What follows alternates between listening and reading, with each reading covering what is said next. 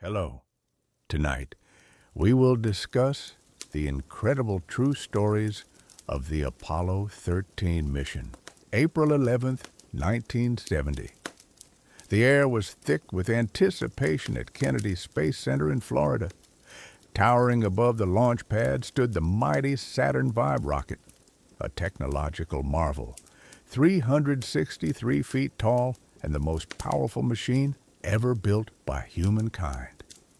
This was the launch vehicle for Apollo 13, the United States' third planned mission to land astronauts on the moon. At 2:13 p.m. Eastern Standard Time, engines roared to life with a sound that could be felt in the chest from miles away. Plumes of fire and steam erupted from the base as the spacecraft slowly lifted off the ground, accelerating toward the heavens. Apollo 13 was intended to be a continuation of NASA's growing confidence and capability. The previous missions, Apollo 11 and Apollo 12, had both achieved lunar landings. The public, and even some within NASA, had begun to see these missions as almost routine. But there was nothing routine about flying nearly 250,000 miles to another world. The mission plan was ambitious, but clear. Launch, cruise to the moon, enter lunar orbit. Lovell and Hayes would descend to the surface aboard the lunar module Aquarius, while Swigert remained in lunar orbit aboard the command module Odyssey. After 2 days of surface exploration, the lunar crew would reunite with Odyssey, jettison the lander, and return to Earth. The journey began smoothly. The launch was flawless. The spacecraft entered Earth orbit and successfully performed the trans-lunar injection burn, propelling it onto a trajectory toward the moon. During the early hours, the crew settled into their roles, performing system checks, reviewing timelines, and taking periodic rest. Inside Mission Control in Houston, Texas, flight controllers monitored every aspect of the mission. Banks of computers processed data from the spacecraft in real time, and teams of engineers stood ready to respond to anything that went wrong. For 2 days, nothing did. The astronauts even conducted a live television broadcast, showing the inside of the spacecraft and their daily routines. Swigert demonstrated zero-gravity tricks, Hayes gave a tour, and Lovell smiled while floating past the camera. Back home, the broadcast wasn't even shown live on all networks. Public interest had waned, but Apollo 13 was anything but ordinary. Unbeknownst to anyone, hidden inside the service module was a problem, a tiny oversight in a piece of equipment no one ever expected to fail. And it was counting down. It was the evening of April 13th, 1970. The mission had been in progress for over 55 hours. The crew was in good spirits, coasting smoothly through space over 200,000 miles from Earth. They had just completed another broadcast from the spacecraft, one that most of the American public didn't even see live. Moments after the cameras were turned off, Flight Director Gene Kranz instructed his team to run a routine procedure. Ask the crew to stir the cryogenic oxygen tanks in the service module. The tanks contained super cold liquid oxygen, essential for both breathing and powering the fuel cells that provided electricity. Stirring them was a standard operation meant to prevent stratification and ensure even pressure readings. At 9:08 p.m. EST, Jack Swigert flipped the switch. Then, an explosion. A muffled bang echoed through the spacecraft. Lights flickered, the cabin shuddered, the ship groaned under stress. "What was that?" said Fred Hayes, looking around in confusion. "I don't know," Jim Lovell responded. Then Swigert radioed to Houston the words that would become immortal. "Okay, Houston, we've had a problem here. Capcom Jack Loosma, back in Mission Control, asked him to repeat. Lovell, now looking out the window, saw something shocking. Gas venting into space. Houston, we've had a problem. We've had a main B-bus undervolt. Within seconds, chaos unfolded on the data monitors in Houston. Warning lights blinked. Telemetry readings dropped. Oxygen tank number 2 read 0 pressure. Tank number 1 was rapidly declining. The service module, the spacecraft's lifeline, was fatally compromised. Engineers scrambled to analyze the situation. Was it a sensor failure? A malfunctioning valve? But the visuals from space confirmed the grim truth. Odyssey was bleeding oxygen into the vacuum. And with oxygen loss came power failure. The spacecraft relied on fuel cells, systems that combined oxygen and hydrogen to generate electricity and water. No oxygen meant no power. No power meant life support systems, communication, and navigation would begin to fail. Mission Control was suddenly thrust into an all-hands-on-deck crisis. All checklists and plans for a moon landing were abandoned. The new goal was clear: get the crew home alive. For the astronauts, the situation was even more surreal. One moment, they were calmly cruising toward the moon. The next, they were aboard a dying spacecraft. Inside the cockpit, warning alarms continued to blare. Lights dimmed. Oxygen pressure gauges dropped.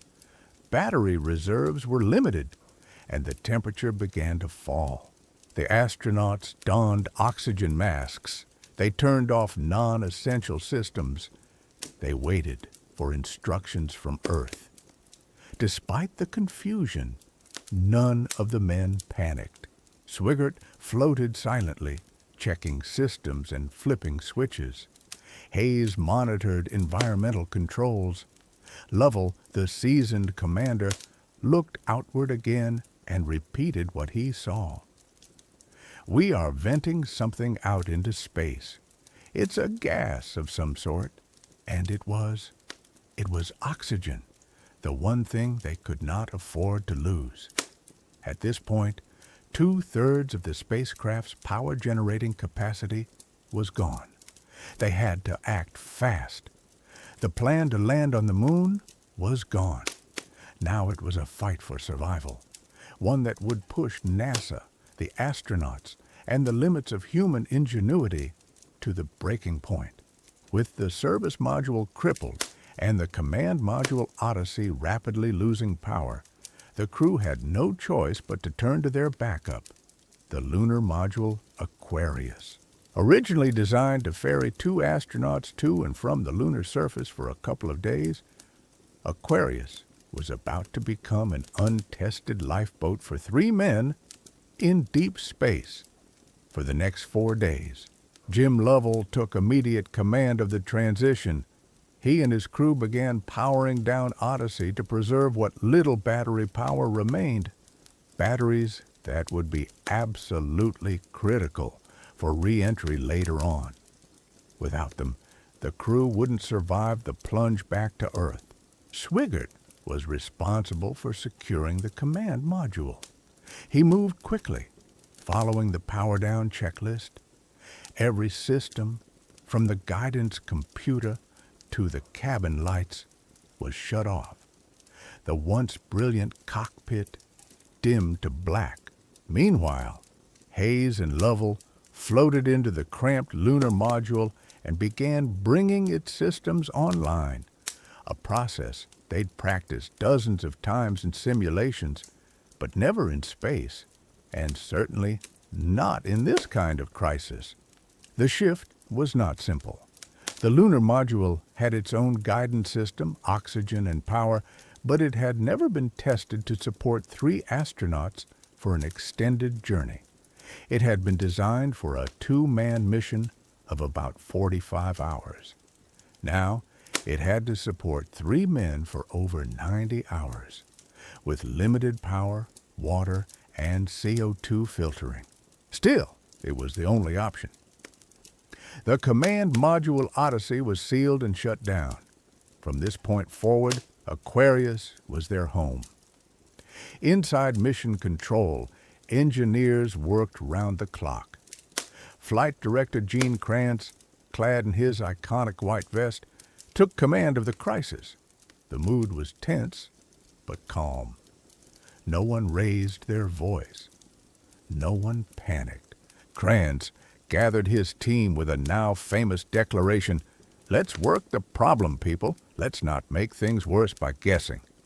With that, the full force of NASA's best minds was mobilized. Across the country, engineers, programmers, mathematicians, and support staff worked feverishly to calculate a new course. The moon, once the destination, now became a gravity assist. Apollo 13 would loop around it, using its gravitational pull to slingshot the spacecraft back toward Earth, a maneuver known as a free return trajectory. But executing that maneuver would require careful precision. The crew would have to burn the lunar module's descent engine by hand, without the full aid of a computer to stay on course. If they miscalculated, they might miss Earth entirely and drift into deep space forever. And there was another problem. They were off course already. A correction was needed, and it had to be done now. Inside Aquarius, the crew prepared for the first of several course correction burns. Without access to the command module's navigation systems, they had to rely on manual alignment. Lovell aimed the spacecraft using a single line drawn on the window to align with Earth's horizon. For 30 seconds, the crew fired the engine, holding the ship steady by hand. No autopilot, no margin for error. When the burn ended, they checked the readouts. They were back on track. Mission Control cheered quietly. There was still a long way to go, but they were headed home. The crew of Apollo 13 was now huddled inside Aquarius. The lunar module turned emergency lifeboat. But survival was far from guaranteed. While they had oxygen, for now, power, water, and heat were in short supply. The lunar module had battery reserves designed for only 2 men for 2 days. Now, 3 astronauts needed to make it last at least 4 days. That meant radical conservation. Lights were turned off. Instruments not essential to navigation or communication were powered down. The crew moved carefully, trying to conserve body heat and battery life. Temperatures inside the cabin dropped below 40 degrees for condensation formed on the walls, the windows fogged with ice. The astronauts wore every piece of clothing they had, gloves, suits, and thermal underlayers, just to stave off the cold. Water became another critical concern. The fuel cells in the service module, now destroyed, had previously generated both electricity and water. Without them, only a small supply of water remained on board. Each astronaut received less than 6 ounces per day, a fraction of what the human body needs. Dehydration set in. Their mouths dried, their skin cracked. Fred Hayes, who had also developed a urinary tract infection, became increasingly weak. Still, they pressed on. Meanwhile, in Mission Control, a more invisible but equally deadly problem was developing: carbon dioxide. The lunar module's environmental system was not designed to scrub CO2 for 3 men. The lithium hydroxide canisters, which absorbed the gas, were becoming saturated. If nothing was done, the crew would asphyxiate in their own exhalation. Engineers identified the problem. The solution? Use the square CO2 filters from the command module. The complication? The command module's filters were square. The lunar module's filter housings were round. They didn't fit. NASA engineers gathered in a room with only the materials available aboard Apollo 13, plastic bags, cardboard socks, duct tape, and the filters themselves. The challenge was clear. Make a square peg fit into a round hole. After frantic hours of brainstorming and testing, they built a solution, a duct-taped contraption that became known as the mailbox. They radioed the assembly instructions to the crew. Inside Aquarius, Lovell, Hayes, and Swigert followed them to the letter. They cut, taped, sealed, and connected the device. It was awkward, it was ugly, but it worked. The carbon dioxide levels dropped. The astronauts could breathe again. As the spacecraft continued its slow arc around the moon, the crew and mission controllers prepared for the next course correction. Another manual burn to refine their trajectory for Earth re-entry. Once again, Lovell used the Earth's horizon to guide the spacecraft. Once again, they succeeded. Still, challenges loomed. The command module Odyssey, now cold and lifeless, would need to be reactivated for re-entry. It had to be done with extremely limited power, and no one had ever tried it in space before. But for now, they continued to survive, 1 hour at a time, one problem at a time. Apollo 13 had become a test of endurance, ingenuity, and calm under pressure. And the hardest part was still ahead. As Apollo 13 sailed through space, having looped around the moon without landing, a new kind of mission took shape, one where every decision meant the difference between life and death. It was no longer about exploration. It was about engineering survival. Back on Earth, NASA's engineers and flight controllers were pushing themselves to the edge of exhaustion. Sleep was rare. Coffee flowed endlessly. Mission Director Chris Kraft, Flight Directors Gene Kranz, Glenn Lunny, and others rotated in and out of shifts, each taking over as their team scrambled to improvise solutions in real time. They were rewriting checklists, rerouting power, and rethinking the spacecraft's architecture, all from over 200,000 miles away. No problem was too small. If something could break, if a number didn't quite add up, they had to prepare for it. On board the spacecraft, the crew was doing their part. They had become both mechanics and guinea pigs, testing unproven ideas from Earth under pressure. The engineers' crowning achievement during this period was the cold start procedure for the command module Odyssey.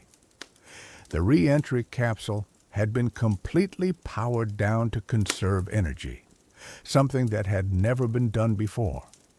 Bringing it back to life from a cold, dormant state would be a delicate operation. The procedure had to be timed perfectly and consume no more than 20 amps of power, barely enough to run a toaster. To test it, engineers on Earth pulled a command module simulator out of mothballs and ran through the sequences over and over until they had it right. The steps were then transmitted to the crew on board. Swigert would be the one to awaken Odyssey. It was his spacecraft to command. Carefully, he followed the new startup checklist, flipping switches in precise order. The cabin, once dark and frigid, slowly came back to life. Lights blinked on. Screens glowed. Systems hummed. Odyssey was alive again, and it would be their path home. But the problems weren't over. The final hurdle was re-entry. The heat shield had to withstand 5,000 degree, and the parachutes had to deploy at precisely the right time. But no one knew how much damage the service module explosion had caused. Had shrapnel pierced the heat shield? Were the parachutes intact? There was no way to check. All the astronauts and mission control could do was hope. With less than a day remaining before re-entry, the crew jettisoned the damaged service module. As it floated away, they looked at it for the first time since the explosion. The damage was staggering. A 13-foot panel had been blown clean off. Gaping holes, twisted metal, and exposed wiring showed just how close they had come to catastrophe. The explosion hadn't just crippled the ship, it had nearly destroyed it. Later, Lovell would reflect on that moment. If the explosion had been just a little closer to the command module, we wouldn't be here. Finally, they jettisoned the lunar module Aquarius, their lifeboat. Though never meant to return to Earth, it had saved their lives. Lovell, Swigert, and Hayes took a quiet moment to say goodbye to the little ship that carried them through the darkest hours. Now, strapped into Odyssey, they prepared for the last step. They were coming home. On April 17, 1970, just under 6 days after launch, Apollo 13 approached Earth at over 24,000 miles per hour. The final test, the moment everything hinged on, was here. Re-entry. The command module Odyssey, the only part of the spacecraft designed to survive the plunge through Earth's atmosphere, was now fully reawakened and operational. Every wire, every circuit, every switch that had been shut down in the vacuum of space had to perform flawlessly under crushing G-forces and intense heat. As they hurtled toward Earth, the astronauts passed their final milestone in orbit, the entry interface, the point at which Earth's atmosphere would begin slowing them down. Behind them, the service module floated away in tatters. The lunar module Aquarius, their lifeboat, had already been jettisoned hours earlier. Now it was just the small conical Odyssey, barely big enough to seat 3 people, alone against the might of gravity and heat. Inside Mission Control, a nervous silence hung in the air. As the command module entered the atmosphere, it encountered a blazing inferno. Friction against the air molecules created temperatures hotter than the surface of the sun.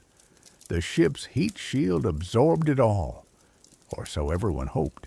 For a terrifying few minutes, the spacecraft was completely out of radio contact. This was expected. The ionized gases surrounding the capsule during re-entry blocked all transmissions. But this radio blackout was the most nerve-wracking part of the entire mission. Normally, the blackout lasted around 3 minutes. On Apollo 13, it lasted 4, and those 4 minutes felt like an eternity. Flight controllers stared at their screens in silence. Families watching at home held their breath. President Nixon had already prepared an address in case the worst happened. Gene Kranz stood still, staring at the flight displays. And then, at 142 hours and 54 minutes into the mission, a voice crackled through the static. "Okay, Joe," came Jim Lovell's voice. Odyssey had made it through. The room erupted in cheers. Grown men who had held composure through every crisis burst into applause and tears. Engineers hugged, reporters stood and clapped. The world breathed a collective sigh of relief. 3 bright parachutes blossomed in the sky, slowing Odyssey's descent. Then 3 more deployed. The capsule drifted gently toward the Pacific Ocean, where recovery forces were already en route. At 1:07 p.m. EST, Apollo 13 splashed down safely near Samoa. All three astronauts were alive and well. Lovell, Hayes, and Swigert were helped from the capsule by Navy divers and lifted aboard the USS Iwo Jima.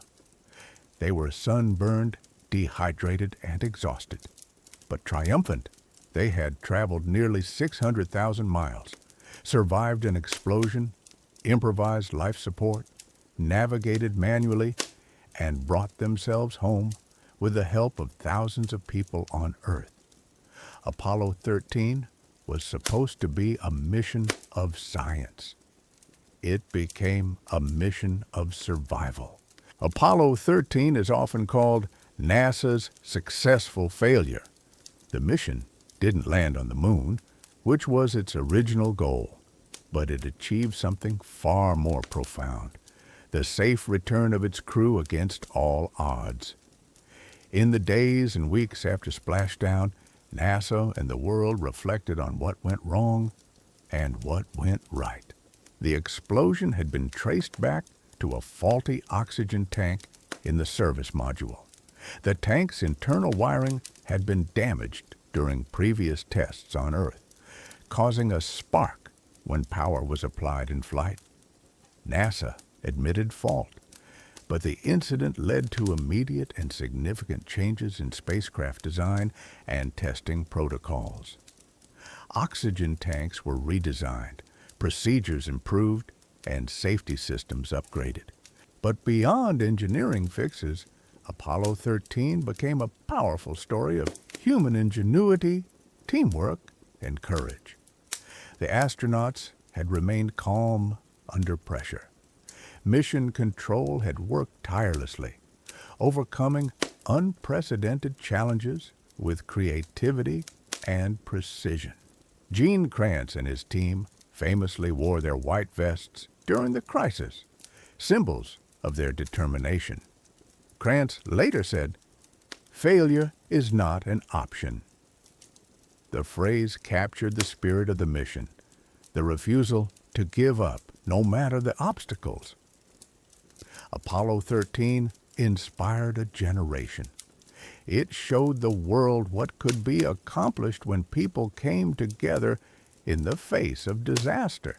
The mission also transformed NASA's culture. After Apollo 13, safety took precedence over schedules. Mission rehearsals became more rigorous. Backup systems and contingency plans grew more comprehensive. Astronauts returned with new respect for the fragility of their spacecraft and the importance of teamwork between space and ground. In popular culture, Apollo 13's story has been told many times. The 1995 film Apollo 13, directed by Ron Howard and starring Tom Hanks as Jim Lovell, brought the drama to a new generation. But the real story, the hours of crisis, the technical challenges, and the human resolve, goes far deeper than any movie can capture. Apollo 13 remains a testament to the power of preparation, calm in chaos, and the relentless pursuit of life against impossible odds. It is a chapter in space exploration history that reminds us, sometimes the greatest victories aren't about reaching the destination, but making it home.